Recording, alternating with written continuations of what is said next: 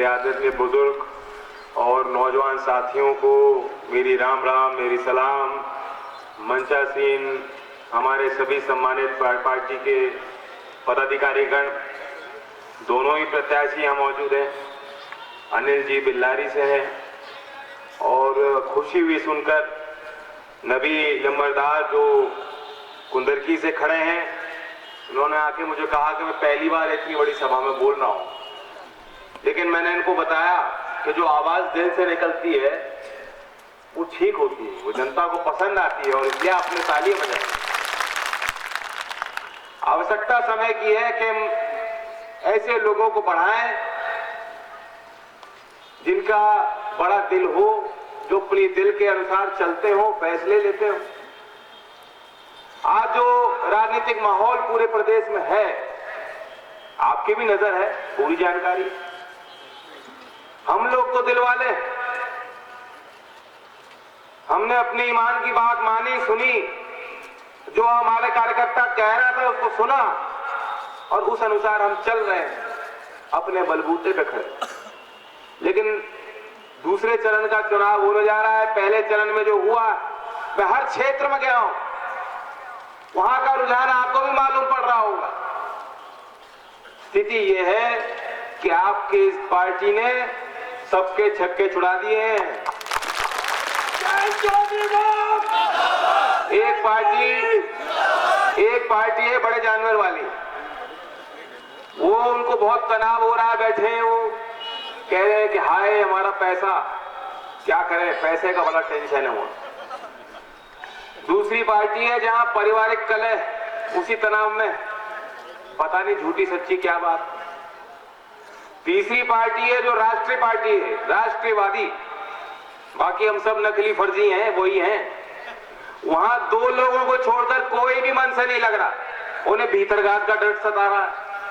सिर्फ लोकदल का कार्यकर्ता है, राष्ट्रीय लोकदल का, जो गांव गांव गली गली कूदता जा रहा है, जोश में, उत्साह में।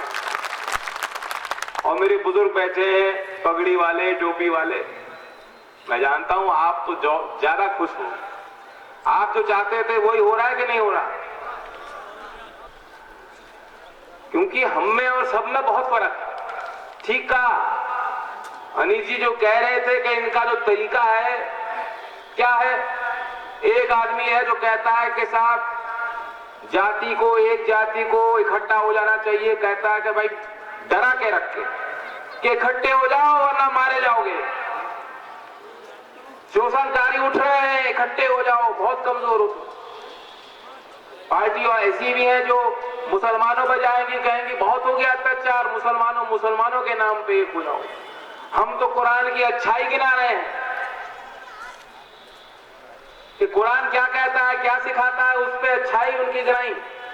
वे लोग हैं जो कहते हैं कि मुसलमानों तुम्हारे ऊपर बहुत बड़ा अत्याचार होने वाला है, और वो दुनिया को दिखा देना चाहते हैं कि मुसलमान जो है सिर्फ जिहादी, कोई प्यार करने वाला नहीं, वो किसी से गले लगाने वाला नहीं, वो मेहनत पसीना बहाकर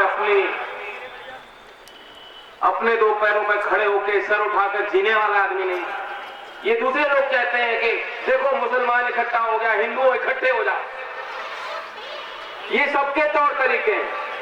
मैं सिर्फ एक बात कहने आया हूं कि मेरे गरीब, मेरे मासूम, तू बुनकर है, तू मजदूर है, तू किसान है, तू नौजवान है, हम लोगों को इकट्ठे हो जाना चाहिए, वरना ये सब लोग हमें मार डालेंगे। और जिस दिन हम लोग इकट्ठे हो जाएंगे, मन से बात हुई थी कि छोटी पार्टी है, हम लोग भी छोटे हैं, लेकिन छोटे छोटे लोग ही साथ आ जाएंगे तो बड़ा धमाका होगा। चौधरी चरण सिंह जी की सोच थी, सबसे गरीब आदमी के लिए उन्होंने वकालत की। उनके यही उनके नजर में, दृष्टि में आता था कि ये आदमी अच्छा है, इसको बढ़ाना है। आजकल क्या हो रहा है, क्या हो रहा है? दाम लग रहा है, दाम। एक तो पार्टी है उसमें बोली लगती है, तभी वो पैसे को लेकर तनाव में, क्योंकि जो भंडार था सब खराब हो गया, नोट गल गए। फिर बुला के कहा कि तुमने नकली नोट दे दिए, बदल के लाओ। हर चीज पे। जिला पंचायत लड़ोगे, अगर एससी वार्ड है तो 2.5 लाख, जनरल वार्ड है तो 5 लाख, विधायक की लड़नी है तो बोली लगेगी 50 लाख से शुरू। बहुत लोग भुक्तभोगी भी हैं, घर की चांदी बेच बेच के टिकट वहां खरीदना पड़ता है, यहाँ चंदा आपको जनता देती है और उससे आप चुनाव लड़ते हो। ये दोनों पार्टियों में इतना बड़ा फर्क है। वहां घर की चांदी बेच बेच के लोग के चुनाव लड़ना है, चुनाव लड़ना है।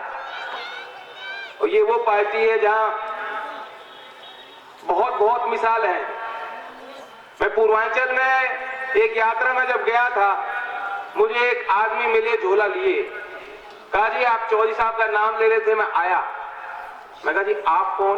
कहा जी मैं विधायक रहा था, चौधरी साहब ने मुझे चुनाव लड़ाया था। बस से उतर के आए थे। लहटू ताऊ नाम सुना होगा आपने, सादाबाद से विधायक बन गए। बाय इलेक्शन था और पिताजी वहां लगभग 15-20 दिन लगातार कोई गांव नहीं छोड़ा, कोई गांव ऐसा नहीं था जिसने चंदा ना दिया हो। तो बात जनभावना की होती है, जनता को आप खरीद नहीं सकते। लेकिन ये लोग यही सोच रहे हैं कि आप तो जो है आप बिकाऊ। समाजवादी पार्टी कहती है हमने लैपटॉप दिए, अब कह रहे हैं मोबाइल फोन ले लो, और घटते चले जा रहे हो नौजवानों। अगली बार कहेंगे चलो फोन नहीं, अब चार्जर से काम चला लो। कोई प्रेशर कुकर बांट रहा है, कोई साइकिल बांट रहा है, कुछ छोड़ा नहीं है। और अनिल जी आप जिला पंचायत में थे, आपके यहाँ जिला योजना कितने की बन के जाती थी एक साल में?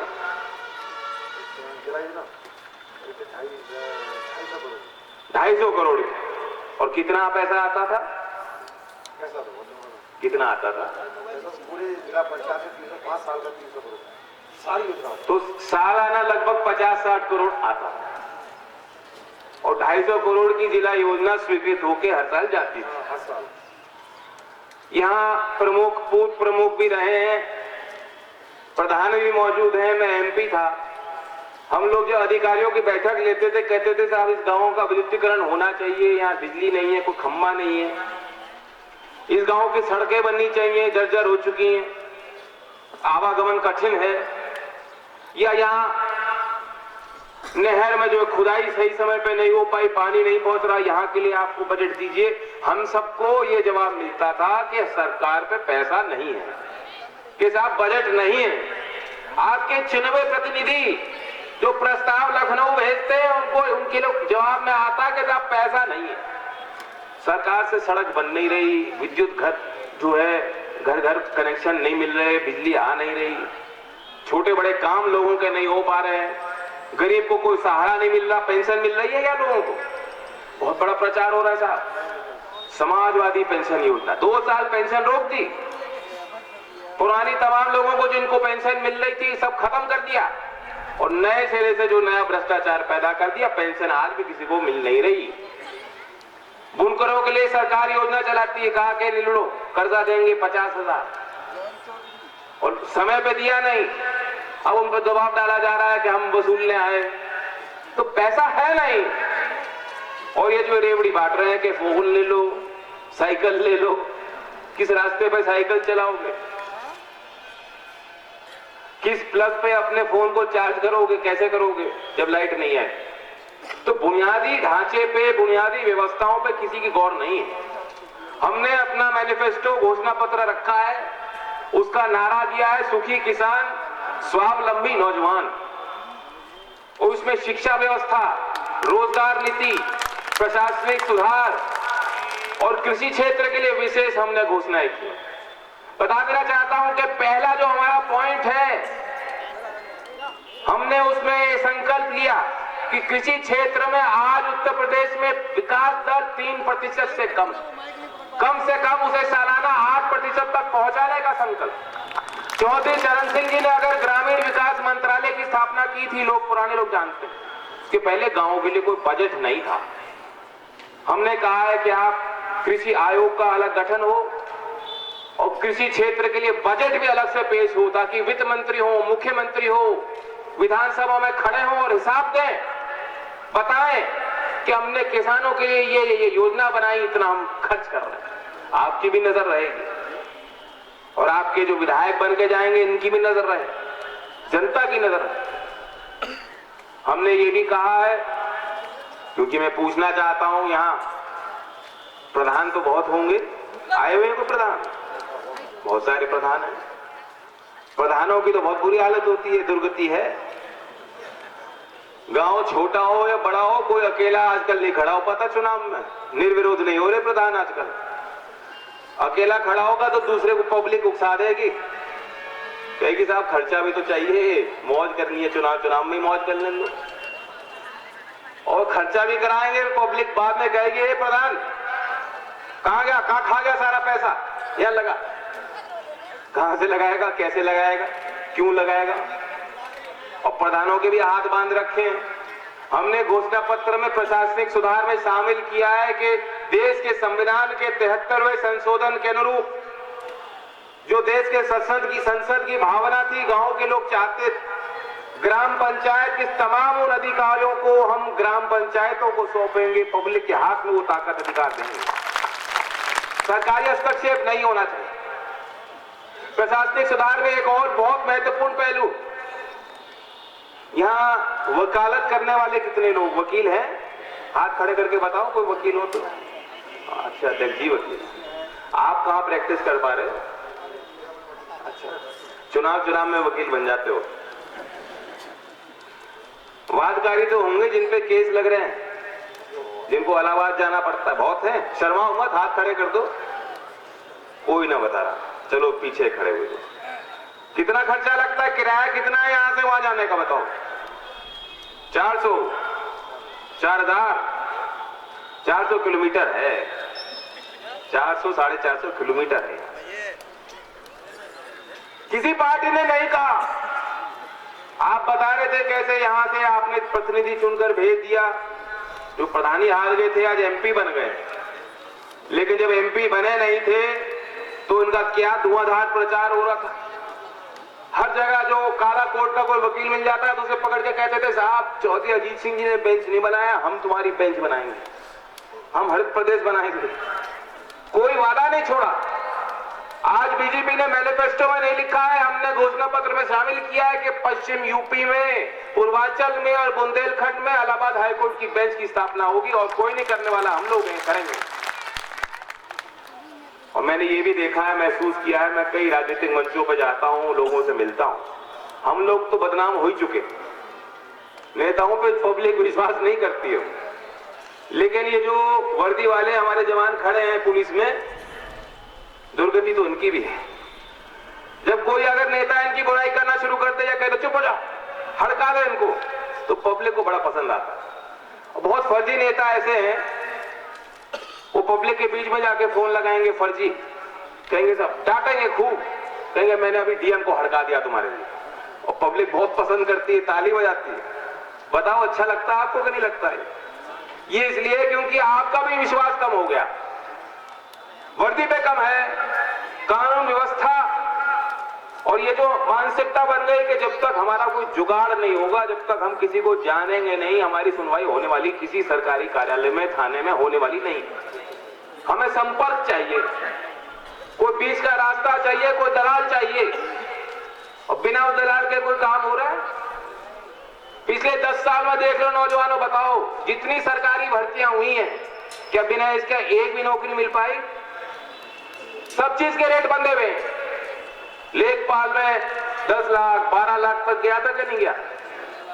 और वास्तविकता यह है कि नौकरी की लाइन में आप लग रहे हो, 300 पोस्ट निकलेंगी, 1.5-2 लाख अप्लाई करेंगे, उसमें एमबीए करने के बाद, इतनी महंगी डिग्री करने के बाद भी सरकार अगर चपरासी की नौकरी निकलेगी तो हमारे काबिल नौजवान जो है लाइन लगा के खड़े हैं, सब कुछ दांव पे लगा, और भर्ती की पूरी प्रक्रिया पूरी हो जाएगी, इम्तिहान पास कर देंगे, ये भी दे देंगे, दौड़ भी लगा लेंगे, सब कुछ करेंगे। फिर पता लगा साहब कि हाई कोर्ट में मामला फंस गया, सुप्रीम कोर्ट में अपील चली गई, सुप्रीम कोर्ट ने निरस्त कर दिया, बैक टू स्क्वायर वन, दोबारा शून्य पे पहुंचे, दोबारा अपनी सारी चीज जो है दोबारा दौड़ लगाओ। ये सच्चाई है पिछले 10 वर्षों की। तो हमने प्रशासनिक सुधार में लिखा है कि 100 दिन के अंदर जितनी सरकारी विभागों में रिक्त पद हैं पारदर्शी ढंग से, बिना जातिवाद के, बिना भेदभाव के, बिना क्षेत्रवाद के तमाम उन पदों को, नौकरियों को हम देने का काम करेंगे। 100 दिन के अंदर ही हमने वादा किया। और जिस वर्दी की बात मैं कह रहा था, खादी की वर्दी तो तब सुधरेगी जब हम वादों को निभाएंगे, लेकिन खाकी की वर्दी के लिए जो सम्मान होना चाहिए, क्योंकि ये हमारे गांव के जवान हैं। सुप्रीम कोर्ट ने 2005 में एक बहुत फेमस प्रसिद्ध केस था, उसमें गाइडलाइन दिए राज्य सरकारों को हिदायत की थी कि आप जो है ये जो राजनीतिकरण होता है पुलिस तंत्र का, उस पर रोक लगा। मुझे याद है जब मैं एमपी था तो बहन मायावती जी की सरकार, होता क्या था, सुबह बहन जी पता नहीं बिस्तर के इस तरफ निकलती थी तो उनका मूड अलग होता था, उठ के इस तरफ से उठती थी तो दूसरी तरफ से होता। सुबह कुछ कहती थी, दोपहर तक आदेश कुछ और आ जाते थे। कितने तो डीएम, कितने कप्तान, मैं एमपी हूं, सुबह कह रहा हूं क्या डीएम से बात कर रहा हूं, पता लगा डीएम का तबादला हो गया, नया डीएम आ गया, उसने चार्ज ले लिया, पता लगा उसका भी तबादला हो गया। सुप्रीम कोर्ट ने कहा है कि आप समय दें अधिकारियों को। आज क्या हालत है, कोई भैंस चोर हो, कोई खनन माफिया हो, कोई खून करने वाला आदमी हो, बड़े से छोटा अपराधी हो, लखनऊ के मुख्यमंत्री कार्यालय से तक फोन आ जाते हैं, दरोगा को फोन कर लेंगे, कप्तान को फोन कर लेंगे कि साहब इसको छोड़ो, ये समाजवादी पार्टी का कार्यकर्ता है। वो इस चीज को नहीं समझ रहे। चौधरी साहब का कितना बड़ा शासन था, कितना सख्त शासन होता था, कितने अच्छा प्रशासक के रूप में उनको लोग याद करते हैं, उनकी कार्यकुशलता को याद करते हैं। ये समाजवादी वाले भूल जाते हैं कि उत्तर प्रदेश में विभिन्न सरकारों ने जो सिस्टम बिगाड़ दिया। आज क्या चलन है, कई ऐसे दलाल हैं हर जिले में, 40-50 लोग हैं, यादव सिंह जैसे, जिनके गाड़ी में 3-3 झंडे लगे होते हैं। जिसकी सरकार आ जाएगी उसका झंडा लगा देंगे, वही लोग थाने, तहसील और जिले में सब वही दलाली, ठेके, हर चीज में खनन, तबादला, नौकरी, हर चीज में वही तो लोग हैं। और शहद की तरह जो मधुमक्खी जाती है, जब सरकार बदल जाती है, झंडा बदल जाता है, वही लोग हावी होते हैं। जनता को दबाने का काम, जनता का शोषण करने का काम, इसके अलावा इनका कोई काम नहीं। और ये मुलायम सिंह जी की कार्य पद्धति में रहा है। अब अखिलेश जी भी उसी से जुड़ गए, उनको लगता कि नहीं ये तो मेरे कार्यकर्ता, ये कार्यकर्ता कहने लायक लोग नहीं है। इनको आपने अपने बगल में क्यों बैठा रखा है, इनको सम्मान आप क्यों देते हैं अखिलेश जी? और इसलिए हमने इसमें कहा है कि हमें इनके मनोबल को भी बढ़ाना होगा। जो पुलिसकर्मियों की मांग है कि बॉर्डर स्कीम समाप्त हो, हमें अपने जिले और गृह जनपद और पड़ोस के जनपदों में हमारी तैनाती हो, 8 घंटे ड्यूटी विद ओवर टाइम। कोई पार्टी नहीं कह रही, राष्ट्रीय लोकदल ने घोषणा पत्र में यहां तक इस चीज को भी शामिल किया। बहुत बारीकियों से हमने नजर रखा। किसान दुर्घटना बीमा की जानकारी आपको है। आज यह है कि आपको 5 लाख रुपए मिलते हैं, जिसके नाम जमीन है उसी को राहत मिलती है और किसी को नहीं। हमने कहा है कि जो भूमिहीन मजदूर है, जो खेती से संबंध रखता है, अगर खेत में उसकी कोई दुर्घटना हो जाए, मृत्यु हो जाए, तो उसको भी लाभ मिलना चाहिए। और 10 लाख की राशि हमने बढ़ा के प्रस्ताव किया। जो निर्भर उस घर के सदस्य हैं, अब एक बुजुर्ग आदमी है और एक उनका लड़का है जो खेती करता है, उसके नाम जमीन नहीं, जमीन अभी आपके पिताजी के नाम। दुर्घटना में लड़का अगर मर जाएगा तो आज इस योजना में कुछ नहीं मिलता, कोई सुरक्षा कवच नहीं है।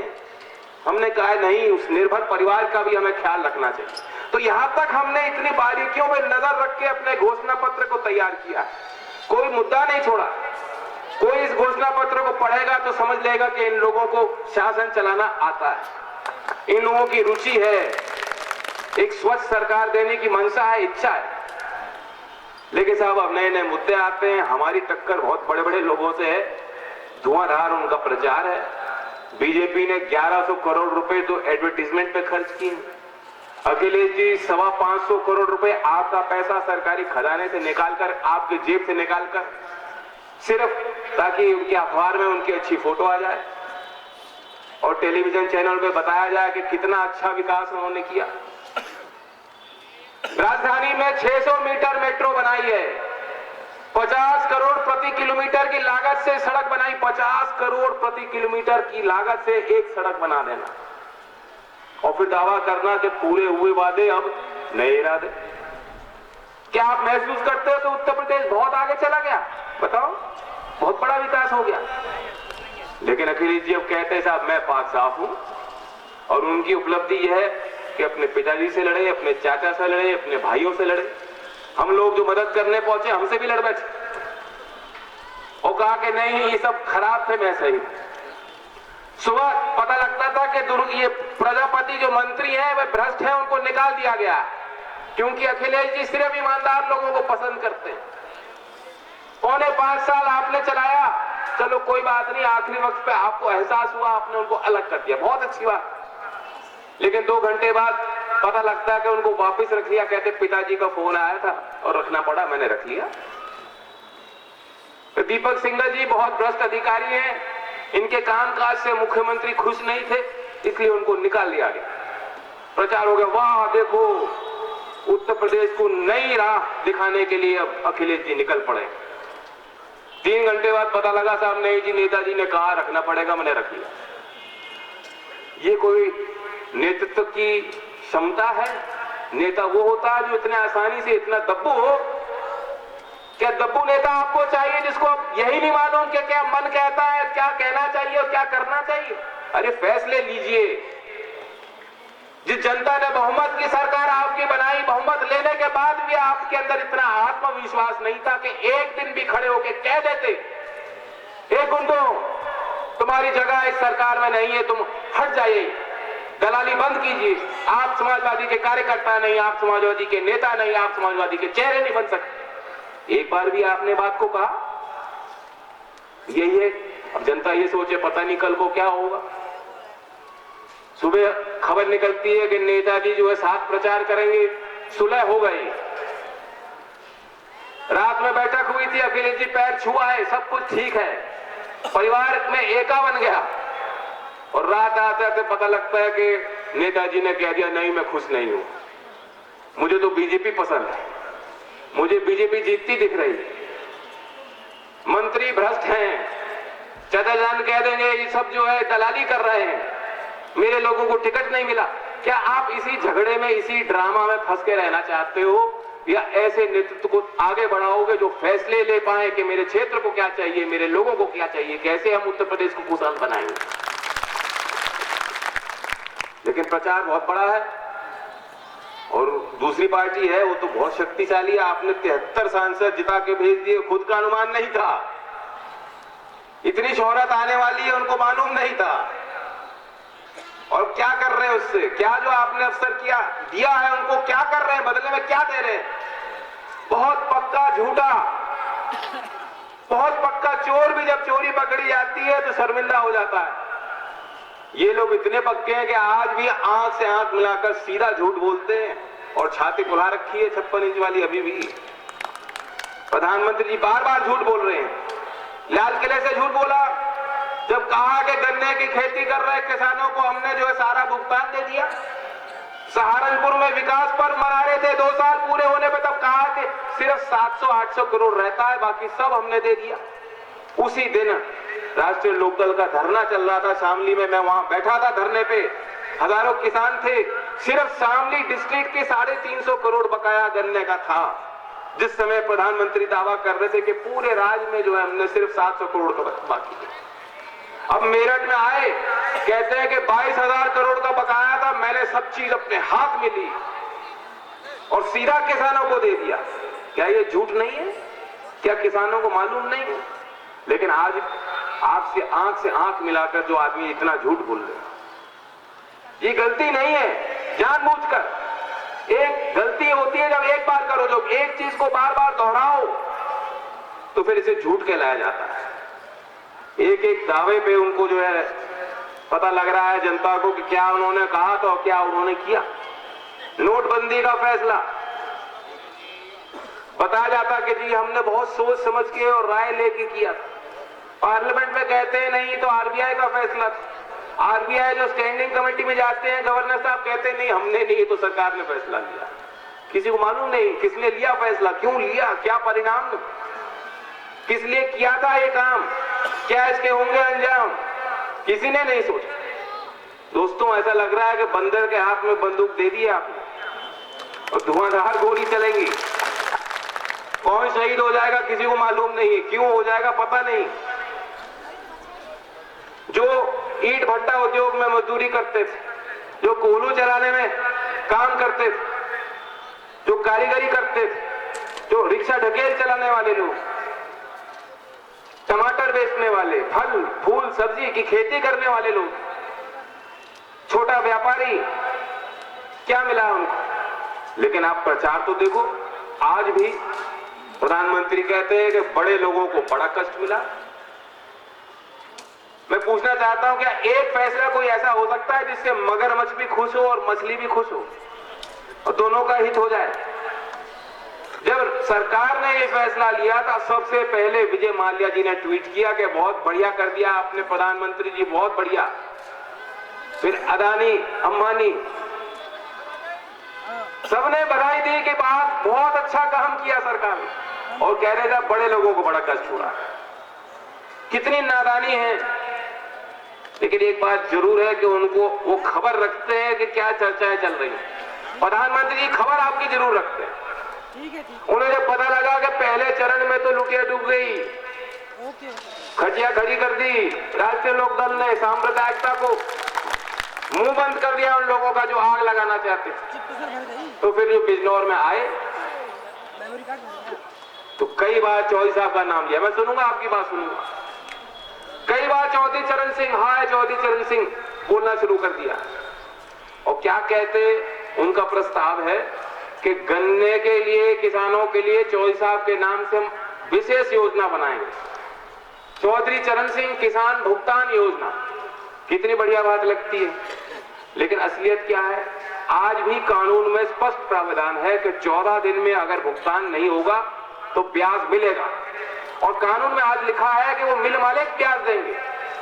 मोदी जी कह रहे हैं कि वो जो ब्याज है वो सरकार देगी, यानी वो इशारा कर रहे हैं मिल मालिकों को कि 14 दिन तक पेमेंट करने की जरूरत नहीं, बाद में अपना पैसा बैंक में रखो, सरकार देगी पैसा। और कह रहे हैं हमने किसानों के लिए काम कर। तो इनकी कोई सोच नहीं, इनको समझ नहीं है, इनको जानकारियां ही नहीं है। राष्ट्रीय लोकदल वो पार्टी है जो आज हिंदू मुस्लिम भाईचारे को बनाकर, चौधरी चरण सिंह जी का बताओ क्या गठजोड़ था, क्या फॉर्मूला था, यही गठजोड़ था। चाहे बर्क साहब हो, रशीद मसूद हो, जितना नेतृत्व तो उस समय का था जो चौधरी साहब के उससे बना, उस मंच पे आपने मंच को ताकतवर किया और जिता जिता कर चुनाव में भेज दिया। गुलाम मोहम्मद, गयूर खान, मैं तो, मेरी तो उम्र कम है, लेकिन ये जानकारी आप लोगों को, उसी रास्ते पे चलना है तभी तरक्की हो सकती है, और कोई रास्ता नहीं। मेरा एक ही धर्म है, वो मेरा राज धर्म होगा।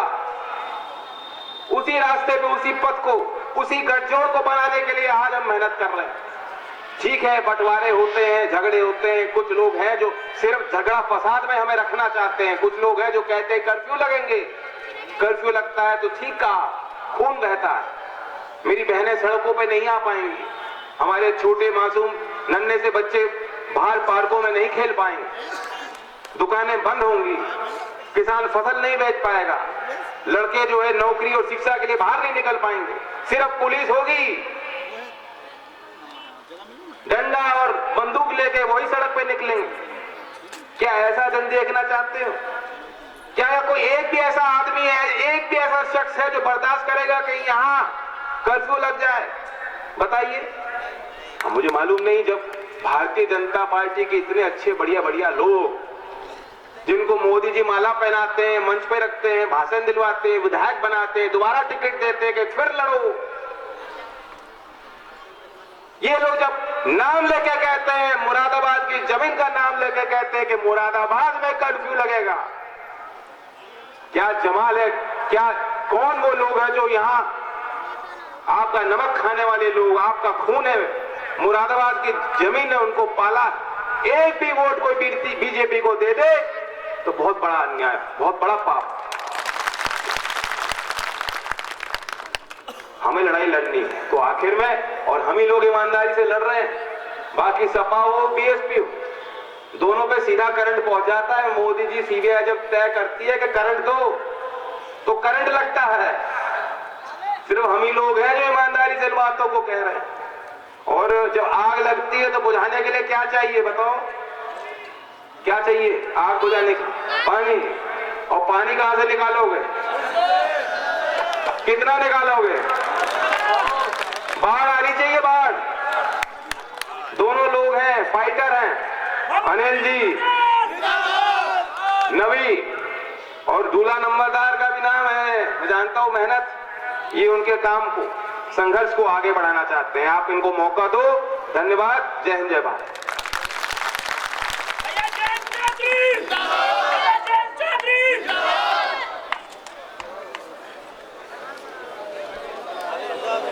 जैन चौधरी, जैन चौधरी, जैन चौधरी, जैन चौधरी।